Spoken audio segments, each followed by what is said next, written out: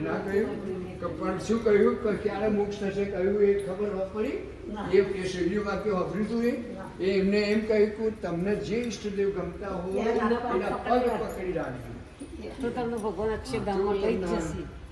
ભગવાન મોક્ષમાં લઈ જશે.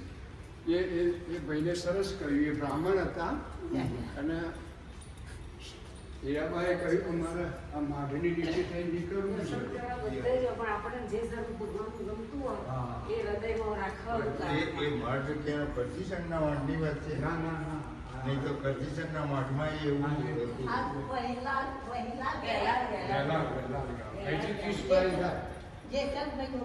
જયશંકભાઈનો મહારાજ વેલાલ ગામ વેલાલ.